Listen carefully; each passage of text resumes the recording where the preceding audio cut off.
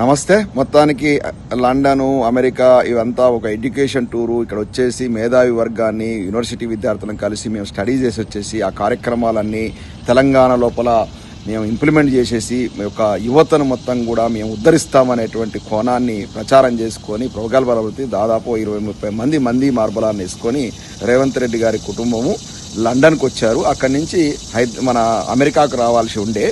మాకున్న సమాచారం ప్రకారం ఇండియన్ ఓవర్సీస్ కాంగ్రెస్ అంటే ఆ యొక్క కాంగ్రెస్ పార్టీకి విదేశాలలో ఉన్నటువంటి సంస్థ అది. ఆ యొక్క వింగ్ నుంచి వచ్చినటువంటి సమాచారం ప్రకారం ఏంటంటే ఈ యొక్క సంవత్సరం నవంబర్ లేదా డిసెంబర్ లోపల ముఖ్యమంత్రిని మార్చి అంటే రేవంత్ రెడ్డి గారిని మార్చి ఉత్తమ్ కుమార్ రెడ్డి గారిని లేదా ఇంకేదైనా సీనియర్ నేతను ముఖ్యమంత్రి చేయాలన్న ఆలోచన లోపల కాంగ్రెస్ పార్టీ అధిష్టానం ఉన్నట్టు తెలిసింది. ఆ విషయాన్ని గ్రహించినటువంటి రేవంత్ రెడ్డి గారు ఎప్పుడు ఇండియన్ ఓవర్సీస్ కాంగ్రెస్ వాళ్ళ ముఖం కూడా చూడండి, ఎన్నిసార్లు వచ్చినా కూడా ఇక్కడ అచ్చ కాంగ్రెస్ అంటారు కదా. ఇప్పుడు నేను సుస్మితా పటేల్ చెప్పినప్పుడు అమెరికాలో కూడా అచ్చ కాంగ్రెస్ ఉంది, పచ్చ కాంగ్రెస్ ఉంది. ఈ యొక్క అచ్చ కాంగ్రెస్ వాళ్ళకు అంటే ఇండియన్ ఓవర్సీస్ కాంగ్రెస్ వాళ్ళకు ఎట్టి పరిస్థితులు అపాయింట్మెంట్ చేయడం వాళ్ళ ముఖం కూడా చూడరు. అటువంటోడు ఈయనే బతిమలాడుకొని ఇండియన్ ఓవర్సీస్ కాంగ్రెస్ సమావేశం ఏర్పాటు చేసుకుని మీట్ అండ్ గిట్ ప్రోగ్రామ్ ఉండే ఇక్కడ నెక్స్ట్ వీక్. ఆ ప్రోగ్రాం పెట్టుకుని అక్కడికి శామ్ పిట్రోడా గారు వస్తారు కాబట్టి అతను రాహుల్ గాంధీ గారికి అత్యంత సన్నిహితుడు. ఆయన ద్వారా మళ్ళీ అధిష్టానాన్ని ప్రసన్నం చేసుకునేటువంటి కార్యక్రమానికి శ్రీకారం చుట్టిండు. అందుకే మమ్మల్ని కలుస్తున్నాడని వాళ్ళు మాకు చెప్పడం జరిగింది. మేము కూడా ఆశ్చర్యపోయినాం. ఈయన అసలు ఇండియన్ ఓవర్సీస్ కాంగ్రెస్ వాళ్ళు రికగ్నైజ్ చేయడు, అసలు కలవడు, ఇదేందుకు కొత్తగా వచ్చి కలవడిందని. దీని వెనుకున్నటువంటి పరమార్థం అది. ఎందుకంటే ముఖ్యమంత్రి మార్పు తథ్యం నవంబర్ డిసెంబర్ లోపల. అది అధిష్టానం అత్యంత సీరియస్గా ఉన్నట్టు తెలిసింది. ఎందుకంటే ఇతను నరేంద్ర మోడీ గారితో కలిసి తిరగడము, అదేవిధంగా చంద్రబాబు నాయుడు గారిని పొగడము, ఇతని యొక్క మీటింగ్ల లోపల తెలుగుదేశం జెండాలు రెపరెపలాడము. ఇతను కాంగ్రెస్ పార్టీ ముఖ్యమంత్రిగా ఏనాడు బిహేవ్ చేయలేదు. ఇతను కాంగ్రెస్ పార్టీకి వ్యతిరేకంగా ఉన్నటువంటి ఎన్డీఏ ముఖ్యమంత్రిగానే బిహేవ్ చేస్తున్నాడు. కాబట్టి పార్టీకి దేశవ్యాప్తంగా నష్టం జరుగుతుంది. కాబట్టి దీన్ని సీరియస్గా తీసుకుంది. ఎందుకంటే మొదట్లో వాళ్ళకి పార్టీకి వనరులు లేవు కాబట్టి ఈ 2.5 ఏళ్ళు ఈ యొక్క రేవంత్ రెడ్డి గారు ఇచ్చేటువంటి డబ్బులకు ఆశపడో లేకపోతే ముడుపులకు ఆశపడో మొత్తానికైతే ఇతన్ని ముఖ్యమంత్రి కొనసాగించింది.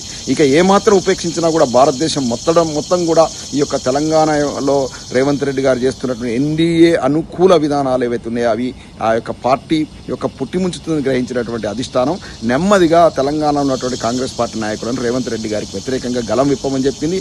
ఆ కోవలైన అనిరుద్ధ్ రెడ్డి గారు ఇప్పారు, కోమటిరెడ్డి బ్రదర్స్ ఇప్పారు, వ్యతిరేకంగా మాట్లాడుతున్నారు. కొండా సురేఖ గారు వ్యతిరేకంగా ఉన్నారు. అటు మొదట్లో దొంతిమాధవరెడ్డి గారు ఉన్నా కూడా మరి ఇప్పుడు ఏమైందో ఏమో కొంచెం ఇద్దరు కోఆర్డినేట్ అయి పనిచేస్తూ ఉన్నారు. ఇదే విధంగా ప్రేమ్ సాగర్ రావు గారు అక్కడ, అదేవిధంగా అక్కడ నిజామాబాద్ లోపల మధుయాస్కి గారు అయితేనేమి, ఈ రకంగా మదన్ మోహన్ రావు గారు అయితే వీళ్ళంతా కూడా వ్యతిరేకమైనటువంటి గలాన్ని విప్పుతున్నారు. చిన్నారెడ్డి గారు, అంతకుముందు జీవన్ రెడ్డి గారు, అంటే ఒక చెప్పుకోదగ్గ నేతలంతా కూడా ఒక్కొక్కరుగా వ్యతిరేక గలం ఇప్పడం ఏదైతే ఉందో అది అధిష్టానం నుంచి వచ్చినటువంటి సంకేతాల ప్రకారం జరిగింది. ఇందులో జీవన్ రెడ్డి గారి విషయాన్ని ఒక్కటి మనం పక్కన పెట్టచ్చు. మిగతా వాళ్ళందరూ కూడా కాంగ్రెస్ పార్టీ అధిష్టానం ఢిల్లీ నుంచి ఇచ్చిన ఆదేశాల ప్రకారమే. అంటే గతంలో కూడా మనం ఎన్నో సందర్భాలు చూసాం. కాంగ్రెస్ పార్టీ ఎవరైనా ముఖ్యమంత్రిగా మార్చాలనుకున్నప్పుడు ఇక్కడ మన యొక్క ఎమ్మెల్యేలు కొంతమంది వ్యతిరేక గలం ఇవ్వడం, దాన్ని అణిచివేసేటువంటి కార్యక్రమం అంటూ చెప్తూ వచ్చేసి ముఖ్యమంత్రిని మార్చేవాళ్ళు. ఇప్పుడు కూడా అదే, ఎందుకంటే వాళ్ళకున్న సాంప్రదాయం అది జరుగుతుంది. కాబట్టి రేవంత్ రెడ్డి గారికి సమాచారం ఉంది కాబట్టి ఢిల్లీ పెద్దలను ప్రసన్నం చేసుకోవాలంటే శామ్ పిట్రోడా అవసరం ఉంది కాబట్టి ఇక్కడ ఇండియన్ ఓవర్సీస్ కాంగ్రెస్ సమావేశానికి రావడం జరిగింది, వద్దామని అనుకోవడం జరిగింది. కానీ ఇది గ్రహించినటువంటి బీజేపీ ఏం చేసిందంటే ఈయన వచ్చి ఇక్కడ ఎవరిని కలవబోతున్నాడు, ఎంఐటీలో కూడా అమెరికా లోపల దేశ వ్యతిరేక శక్తులు వాళ్ళు పొద్దున్న లేస్తే భారతదేశం మీద వ్యతిరేకంగా విషయం కక్కుతూ ఉంటారు. అటువంటి వాళ్ళని కలవబోతున్నాడు. ఇక్కడ ఎంఐటీలో ఆయనతో ఆర్గనైజ్ చేసిన మీటింగ్ ఏదైతే ఉందో వాళ్ళంతా కూడా దేశ వ్యతిరేక శక్తులు. కాబట్టి దాన్ని కుంటి సాక్కో చెప్తూ దాన్ని ఈ విధంగా రేవంత్ రెడ్డి గారు వెళ్ళి రాహుల్ గాంధీ కోసం, కాంగ్రెస్ పార్టీ ఫండింగ్ కోసం దేశ వ్యతిరేకత శక్తులతో మంతనాలు జరపడానికి పోతున్నాడు అనేటువంటి ఒక విషయాన్ని చెబుతూ హైలైట్ చేస్తూ ఒక సెంట్రల్ గవర్నమెంట్ ఈయన యొక్క అమెరికా పర్యటన రద్దు చేయించినట్టుగా తెలుస్తోంది. అది ఈ రేవంత్ రెడ్డి గారు వర్గం చేస్తున్నటువంటి ప్రచారం. మమ్మల్ని అమెరికాకు పోనీయకుండా కేంద్ర ప్రభుత్వం అడ్డుపడ్డదని. బీజేపీ వాళ్ళు ఏమంటున్నారంటే మేము ఎందుకు అడ్డుపడ్డామంటే ఈయన పోయేసి దేశ వ్యతిరేక శక్తులతో అక్కడ సమావేశం పెడుతున్నాడు, దేశానికి మంచిది కాదు అందుకే చేస్తున్నాం అంటున్నారు. కానీ అసలు విషయం ఏంటంటే ఇక్కడ ప్రభుత్వము పెను ప్రమాదంలో పడ్డది. కాంగ్రెస్ పార్టీ నిట్టనిల్లుగా చెల్లిపోయింది. ఇవాళ ప్రెస్ మీట్ కొండా సురేఖ గారికి వ్యతిరేకంగా అదేవిధంగా రేవంత్ రెడ్డి గారికి అనుకూలంగా పెట్టిన వాళ్ళు ఎంతమంది అంటే 22 మంది రమారమి. అంటే 66 మంది కాంగ్రెస్ పార్టీ ఎమ్మెల్యేలు ఉంటే 22 మంది మాత్రమే రేవంత్ రెడ్డి వర్గంగా ఇవాళ ప్రచారం జరిగింది. ఎందుకంటే వాళ్ళే వచ్చి బయటకు వచ్చి గొంతెత్తి రేవంత్ రెడ్డి గారికి సపోర్ట్గా కొండా సురేఖమ్మకు వ్యతిరేకంగా వాళ్ళు గొంతు ఇప్పారు. అంటే ఇంకా 44 మంది ఏమయ్యారు?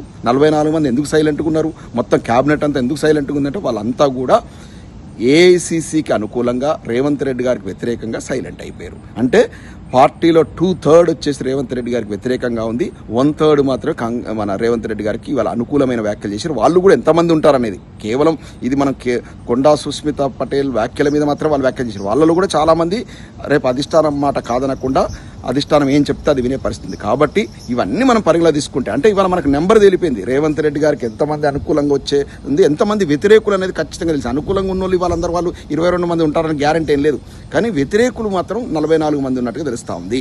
అంటే కాంగ్రెస్ పార్టీ ప్రభుత్వం మైనార్టీలో పడింది, కాంగ్రెస్ పార్టీ ఈ ఎమ్మెల్యేల విశ్వసనీయతను కోల్పోయింది. ఇమ్మీడియట్గా ఇప్పుడు అవిశ్వాస తీర్మానాన్ని కనుక పెట్టినట్టయితే రేవంత్ రెడ్డి ప్రభుత్వం పతనం కావడం ఖాయం. ఇవి గ్రహించండి కాబట్టి రేవంత్ రెడ్డి గారు అర్ధంతరంగా మన హైదరాబాద్కు లండన్ నుంచి తిరిగి వచ్చిండు, అమెరికా రాకుండా. ఇది ప్రజలకు ఈ వాస్తవం తెలవాలి. మీరు నెంబర్ గేమే చూడండి, 44 మంది ఇవాళ గొంతింపట్లే. ఒక్క క్యాబినెట్ మినిస్టర్ కూడా అనుకూలంగా మాట్లాడారు రేవంత్ రెడ్డి గారికి. ఇంకా పరోక్షంగా చెప్తున్నాడు మంత్రి వివేక్ అయితే, మళ్ళీ మేము గెలిచేది లేదు పెట్టలేదు, మేము ఏమైనా మీకు గ్యారంటీలు ఇస్తే అదేమైనా ఇంప్లిమెంట్ అవుతుందా అని ఇవాళ పాలిటెక్నిక్ విద్యార్థులు ఎవరు వచ్చి అడిగితే డైరెక్ట్ చెప్పేశాడు, మేము అలా గెలవమని చెప్పేశాడు. మేము మొన్న ఇక్కడికి అమెరికాకు వచ్చినట్టు ఎమ్మెల్యేలను ఎవరిని కాంగ్రెస్ ఎమ్మెల్యేలను కలిసినా కూడా వాళ్ళు ఇక ప్రజలు కాంగ్రెస్ పార్టీకి అనుకూలంగా లేరు, ఓట్లేసే పరిస్థితి కనపడుతుంది అంటారు. కాబట్టి కాంగ్రెస్ పార్టీ ఎమ్మెల్యేలు ఎవరి దారి వాళ్ళు ముందే చూసుకుంటుంటారు. కాబట్టి ఇది ఇప్పటికిప్పుడు కనుక అవిశ్వాస తీర్మానం పెడితే రేవంత్ రెడ్డి ప్రభుత్వం కూలడం ఖాయం. అది గ్రహించింది కాబట్టి కాంగ్రెస్ పార్టీ యొక్క అధిష్టానం, ఢిల్లీలో ఉన్న కాంగ్రెస్ పార్టీ అధిష్టానం ఇన్ని రోజు ముడుపుల కోసం రేవంత్ రెడ్డి గారిని కూసబెట్టినా ఇప్పుడు వాస్తవాన్ని గ్రహించింది. దేశవ్యాప్తంగా ఈ ప్రభావం కాంగ్రెస్ పార్టీ మీద పడుతుంది కాబట్టి వాళ్ళు దిద్దుబాటు చర్యలు పూనుకున్నారు. అందుకే ఈ గొంతులను లేస్తున్నాయి. ఇవాళ 44 మంది ఎమ్మెల్యేలు రేవంత్ రెడ్డి గారికి వ్యతిరేకంగా ఉన్నట్టు తెలుస్తూ ఉంది. రాష్ట్ర క్యాబినెట్ మొత్తం వ్యతిరేకంగా ఉన్నట్టు తెలుస్తూ ఉంది. దీంతో రేవంత్ రెడ్డి గారి ప్రభుత్వం కూలడం ఖాయం ఇట్లీ కంటిన్యూతే. లేదంటే ఏఐసిసి ముఖ్యమంత్రిని కనుక మార్చినట్లయితే మరికొంతకాలం కొనసాగవచ్చు. నవంబర్లో ముఖ్యమంత్రి మార్పు తథ్యమని తెలుస్తూ ఉంది. ఇది వాస్తవం, మాకున్నటువంటి సమాచారం. ఏఐసిసి ఇండియన్ ఓవర్సీస్ కాంగ్రెస్లో ఉన్నటువంటి మిత్రుల ద్వారా మాకు అందిన సమాచారం ఇది వాస్తవం. ఎందుకు తిరిగి వస్తున్నారంటే అక్కడ కాంగ్రెస్ పార్టీ ప్రభుత్వము మైనార్టీలో పడింది, ప్రభుత్వం పడిపోయే ప్రమాదం ఉంది కాబట్టి అమెరికాకు రాకుండా అర్ధంతరంగా ముగించుకొని రేవంత్ రెడ్డి గారు రిటర్న్ రావడం జరిగింది. ఏదైతేనే ఉంది 2.5 సంవత్సరాల కాలం లోపల కాంగ్రెస్ పార్టీ ప్రభుత్వం ఒక సర్కస్ లాగా చేసింది. ఎవరిష్టం వాడు చేసిండు, ఆర్థికంగా దివాలా తీయించారు. హైడ్రా దెబ్బతో హైదరాబాద్ మొత్తం ఆర్థిక వ్యవస్థ చిన్నాభిన్నమైంది. 22A మొత్తం మధ్యతరగతి వర్గాల యొక్క బతుకులు ఛిద్రమైపోయినాయి. వ్యవసాయ రంగానికి సకాలం నీళ్లు, కరెంట్ ఇవ్వకపోవడం వ్యవసాయ రంగం దెబ్బతిన్నది. ఓవరాల్గా తెలంగాణ మొత్తం కూడా అన్ని వ్యవస్థలు సర్వనాశనం అయిపోయినాయి. పట్టపగలే ఒక ప్రిన్సిపాల్ను స్కూల్ పిల్లలు పోయి మత్తులో ఉండి చంపేటువంటి ఒక దుష్ట పరిపాలన అందిస్తూ ఉంది కాంగ్రెస్ ప్రభుత్వం. ఒక్క క్షణం కూడా ఈ ప్రభుత్వానికి అధికారం ఉండేట అర్హత లేదు, అర్హత కోల్పోయింది. ఇదంతా కూడా ప్రజలు ఇప్పటికైనా వచ్చి గొంతెత్తి ఈ ప్రభుత్వానికి వ్యతిరేకంగా గలవిప్పాల్సిన అవసరం ఉంది. లేదంటే ఇంకా మన యొక్క తెలంగాణ రాష్ట్రం ఊబిలోకి వెళ్ళేటువంటి ప్రమాదం ఉందని చెప్తున్నాను. జై తెలంగాణ.